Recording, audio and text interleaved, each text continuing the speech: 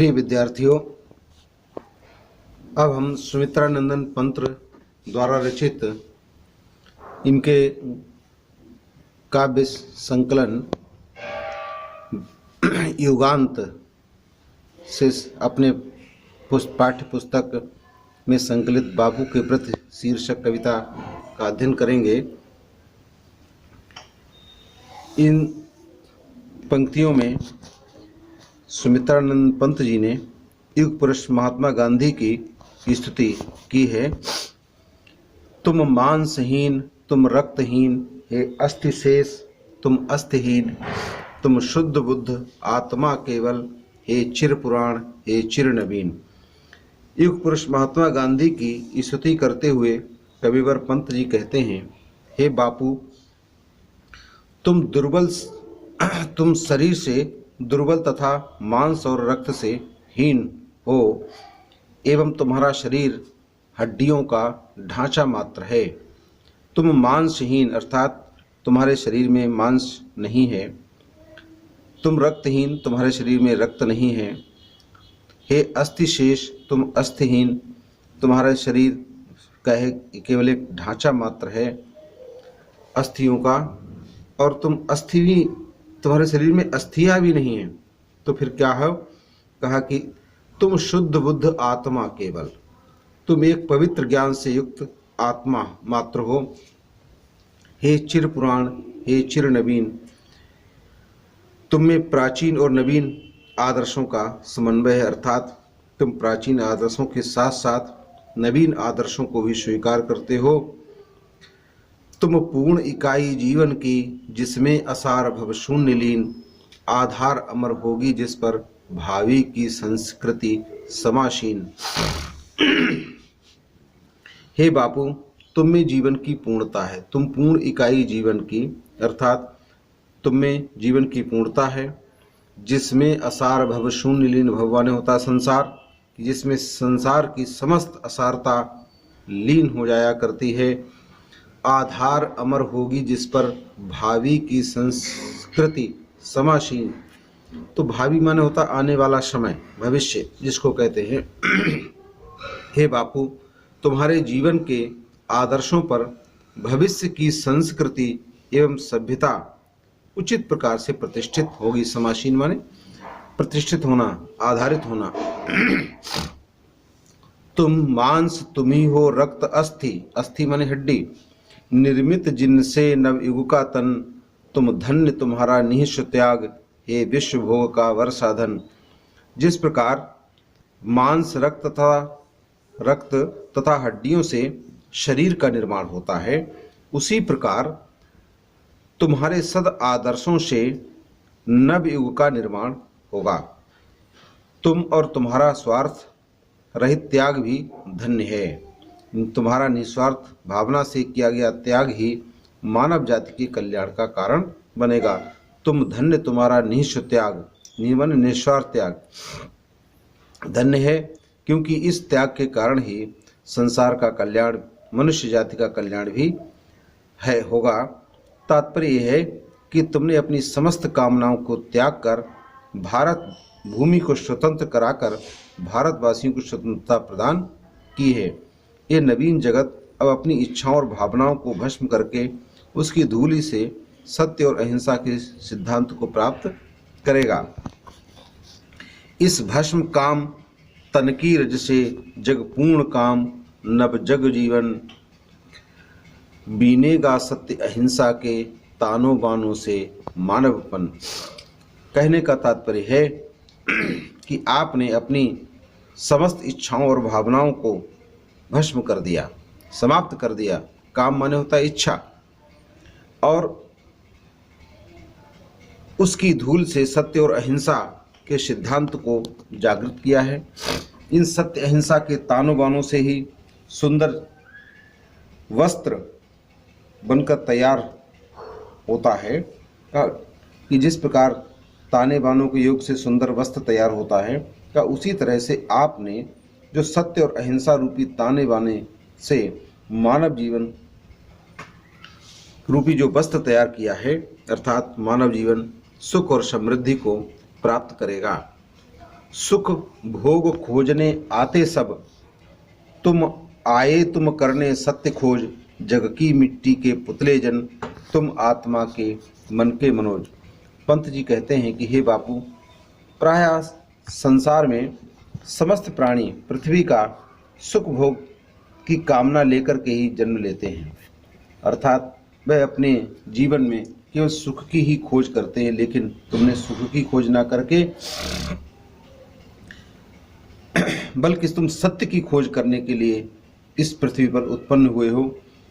जग की मिट्टी के पुतले जन, तुम आत्मा के मन के मनोज। मनोज माने कहते हैं जो मन में जिसका उत्पन्न हो, जिसका जन्म हो, कि मानव मिट्टी से निर्मित एक पुतला है, वह यह मिट्टी से बनकर आया है, अर्थात अंत में मिट्टी में ही मिल जाया करता है।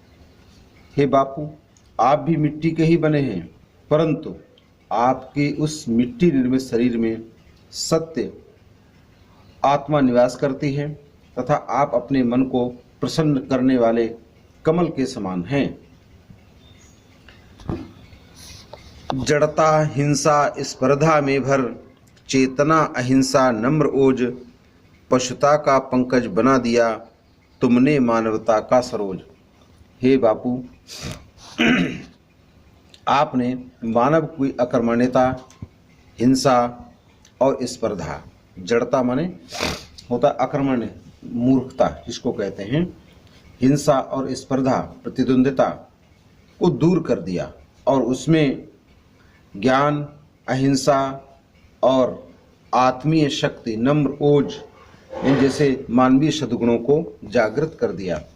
जो मनुष्य पशु के समान व्यवहार किया करता था, अर्थात मानव समाज में जो व्याप्त वर्ग भेद है, जाति भेद है, हिंसा इत्यादि है, ऐसी इस कीचड़ में जो उत्पन्न कमल को आपने सत्य, अहिंसा, त्याग, मानवता रूप से स्वच्छ सरोवर में उत्पन्न कमल के समान इस मनुष्य को बना दिया। पशु बल की कारा से जग को दिखलाई आत्मा की विमुक्ति, विद्वेष घृणा से लड़ने को दिखलाई दुर्जय प्रेम युक्ति। कवि गांधी जी को संबोधित करते हुए कहता है कि हे गांधी जी, यह संसार पाशविक शक्तियों के कारागार में बंद करा रहा था। पशु बल की कारा, कारा माने होता जेल। तो कहा कि आपने जिस समय यह संसार पाशविक शक्तियों के कारागार में बंद करा रहा था, उस समय तुमने अहिंसा के आधार पर आत्मा की मुक्ति अर्थात मोक्ष की राह दिखलाई। जो मनुष्य एक दूसरे से द्वेष करता है, ईर्ष्या करता है, घृणा का भाव करता है, ऐसे विद्वेष घृणा से लड़ने के लिए तुमने प्रेम का व्यवहार करने वाली प्रणाली, युक्ति, तरीका ये सब सिखाया। वर श्रम प्रसूत से की कृतार्थ, तुमने विचार परिणीत युक्ति, विश्वानुरक्त हे अनासक्त, सर्वस्व त्याग को बना मुक्ति। इस प्रकार आपने अपने विचारों के अनुरूप व्यवहार एवं कार्य के संबंध में कहे जाने वाले कथनों को अपने से श्रेष्ठ कर्म के माध्यम से कृतार्थ कर दिया। वर माने श्रेष्ठ, स्वयं प्रसूत माने परिश्रम से उत्पन्न जो तुम्हारे विचार हैं उनको तुमने चरितार्थ कर दिया। विश्वानुरक्त, विश्व से अनुरक्त यानी प्रेम भाव रखने वाले। फिर कहा अनासक्त माने आसक्ति से रहित। ये गांधी जी, आप सर्वस्व त्याग कर मोक्ष प्राप्त करने वालों में से एक हैं। सर्वस्व त्याग को बना मुक्ति, आपने अपना सब कुछ त्याग करके उसे मुक्ति का साधन बना दिया। उर के चरखे में कात सूक्ष्म, युग युग का विश्व जनित विषाद, गुंजित कर दिया गगन जग का, भर तुमने आत्मा का निनाद। उर के माने हृदय के, विषय जनित माने वासनाओं से उत्पन्न, और विषाद माने होता है वेदना, और निनाद माने होता है संगीत में गूंज। तो कवि कहता है कि हे गांधी जी, आपके द्वारा संचालित जो चरखा आंदोलन केवल भौतिक उद्देश्यों को प्राप्त करने के लिए नहीं था। उनके चरखे में कात सूख, सूख माने होता सूत। तो कहा जैसे आपने चरखा आंदोलन चलाया, जो भारत में लोग बेरोजगार इधर उधर रहते थे, उनको कोई काम नहीं था, आपने उस चरखा आंदोलन के द्वारा उनको एक कार्य प्रदान कर दिया, जिसके कारण उनका जो आर्थिक दशा थी उसमें कुछ सुधार हुआ। तो कवि कहता है कि आपका ये चरखा आंदोलन केवल भौतिक उद्देश्यों को प्राप्त करने के लिए नहीं था, बल्कि आर्थिक हितों को ध्यान में रखकर चलाया गया केवल एक आंदोलन मात्र नहीं था, अपितु उस आंदोलन का उद्देश्य एक आत्मिक शुद्धि करना भी था। लोगों के जो मन थे, जो वासनाओं से ग्रसित थे, कहा उससे आपने उनको मुक्ति प्रदान की। आपने उस चरखे के समान ही अपने हृदय के चरखे पर कितने ही युगों से छुपी हुई वेदना को काट कर उसका रूप परिवर्तित कर दिया और अपनी भौतिक वासनाओं को त्याग करके अपने चरखे की गूंज के साथ आत्मा के आनंदमयी संगीत को गगन में गुंजायमान कर दिया। रंग रंग खद्दर के सूत्रों में नव जीवन आशा इस प्रहलाद, मानवीय कला के सूत्रधार हर लिया यंत्र कौशल प्रवाद। कवि कहता है कि चरखे से काती गई सूत से बनी खादी को रंगने के साथ ही आपने उस खादी में जीवन की एक नई आशा और उल्लास को भर दिया तथा मानव जीवन के लिए नए युग और एक नवीन कला का सूत्रपात किया। मानवीय कला के सूत्रधार हर लिया यंत्र कौशल प्रसाद। हे नव आदर्शों के निर्माता गांधी जी, जहां आपने युग युग की वासना से उत्पन्न वेदना का अंत किया, वहीं आपने यंत्रीकरण से उत्पन्न जो संघर्ष एवं दुख है का उसको भी आपने दूर कर दिया। हर लिया यंत्र कौशल प्रवाद। तो आपने कहा कि आपने जो यंत्रीकरण के कारण जो लोगों के मन में संघर्ष एवं दुख की भावना थी उसको आपने समाप्त कर दिया। हे आत्मिक ज्योति से प्रकाशमान एक नवीन सभ्यता को आपने प्रारंभ किया। साम्राज्यवाद था कंस वंदिनी, मानवता पशु बलाक्रांत, श्रृंखला दासता प्रहरी बहु, निर्मम शासन पद शक्ति भ्रांत। कारागृह में दे दिव्य जन्म, मानव आत्मा को मुक्त कांत, जन शोषण की बढ़ती यमुना, तुमने की नत पद प्रणत शांत। पंत ने यह स्पष्ट किया है कि गांधी जी ने कैसे विदेशियों को भगा करके भारतवर्ष को मुक्त कराया है। साम्राज्यवाद था कंस। अंग्रेज साम्राज्यवाद भारतवासियों के लिए कंस के समान थे। भारतवासी जेल की कैदी देवकी के समान पीड़ित थे। वंदिनी मानवता बल पशु बलाक्रांत। तो कवि कहता है कि मानवता अंग्रेज साम्राज्यवाद पर आधारित अत्याचारों से पीड़ित थी। उसके पैर परतंत्रता रूपी बेड़ियों में जकड़े हुए थे।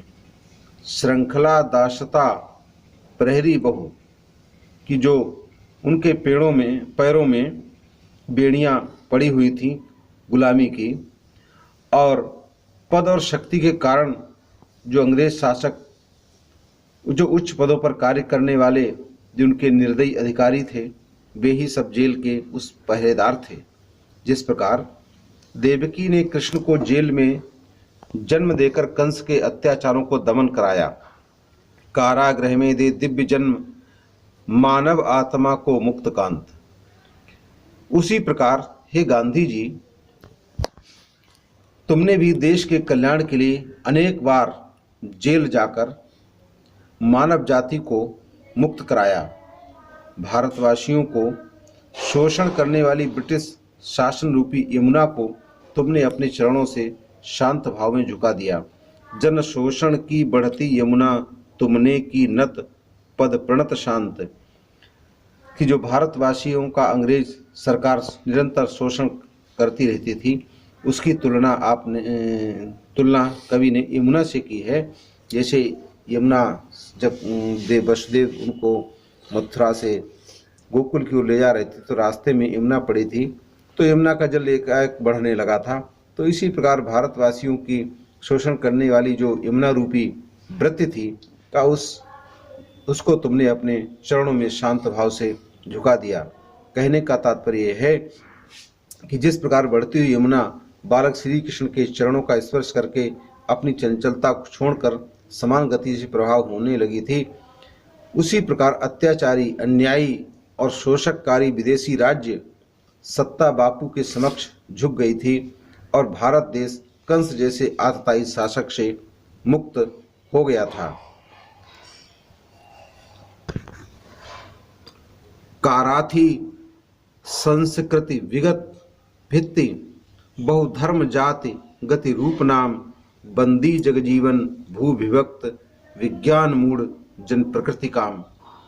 कवि कहता है कि हमारी संस्कृति पिछले लंबे समय से बंधनी थी, अर्थात यहाँ सब कुछ विदेशियों की इच्छानुसार संचालित होता था। काराथी संस्कृति विगत भित्ति, तो कारा माने बंदी, जेल जिसको कहते हैं, और भित्ति माने होता दीवार। तो कहा कि हमें अपनी सभ्यता और संस्कृति के अनुरूप कुछ भी करने की स्वतंत्रता नहीं थी। हमारे बीच में धर्म, जाति, ऊंच नीच, गोरे काले आदि की अनेक दीवारें खड़ी थीं जो कि हमारी प्रगति में बाधा डाल रही थीं। इस प्रकार संपूर्ण सामान्य जनजीवन ही कैद में था। संपूर्ण धरती क्षेत्रीयता, भाषावाद आदि के आधार पर विभक्त थी, बटी हुई थी। विज्ञान की प्रगति के कारण बंदी जगजीवन भू विभक्त, अर्थात संपूर्ण जो जनजीवन था वो उन विदेशियों की कैद में था। संपूर्ण धरती क्षेत्रीयता, भाषावाद इत्यादि के आधार पर बटी हुई थी। विज्ञान मूढ़ जन प्रकृति काम, विज्ञान की प्रगति के कारण मनुष्य जो था वो विवेकहीन हो गया था और अपनी प्रकृति को अपनी इच्छानुसार संचालित करने का प्रयत्न कर रहा था। ऐसी विषम परिस्थितियों में हे गांधी जी, आप हमारे मध्य जीवन मुक्त योगी की इस भांति उत्पन्न हुए। आए तुम मुक्त पुरुष कहने, मिथ्या जड़ बंधन सत्य राम, ना नृतम जयति सत्यम मा भय, जय ज्ञान ज्योति तुमको प्रणाम। मानवता को उपयुक्त विसंगति से मुक्त कराने के लिए और हमको ये संदेश देने के लिए ही आप हमारे मध्य में अवतरित हुए कि इस संसार के सारे रिश्ते नाते झूठे और व्यर्थ हैं। मिथ्या माने झूठ। तो कहा कि इस संसार में जितने भी सारे नाते रिश्ते हैं वे सब झूठ हैं। यदि इस संसार में कुछ सत्य है तो वह राम का नाम सत्य है। ना नृतम, ना माने नहीं, और अनृतम माने झूठ। कि इस संसार में झूठ की जय नहीं होती है। सत्यम माँ भय, सत्य की ही विजय हुआ करती है। माँ माने नहीं और भय माने भयभीत, डरने की आवश्यकता नहीं है। कि संसार में सब कुछ सत्य और शाश्वत और सत्य है तो वह परमात्मा का नाम है। यहाँ सत्य की नहीं बल्कि सदैव, यहाँ असत्य की नहीं अपितु बल्कि सत्य की ही विजय हुआ करती है। इसलिए आपको भयभीत होने की आवश्यकता नहीं है। कि हे ज्ञान ज्योति, इस प्रकार की ज्ञान की ज्योति को जगाने वाले हे गांधी जी, हे ज्योति पुरुष, तुमको प्रणाम। हम आपको बारंबार प्रणाम कहते हैं। इन पंक्तियों में कवि ने तत्कालीन सामाजिक, राजनीतिक, सांस्कृतिक परिस्थितियों का यथास्थिति का उल्लेख किया है। मुक्त पुरुष और ज्ञान ज्योति कहकर के कवि ने गांधी जी को अवतारी पुरुष के रूप में चित्रित किया है। भाषा संस्कृत खड़ी बोली है, रस शांत है, शब्द शक्ति अविधा और लक्षणा है, गुण प्रसाद है। इस आधार पर आप इन सभी की परीक्षा की दृष्टि से तैयारी कीजिएगा।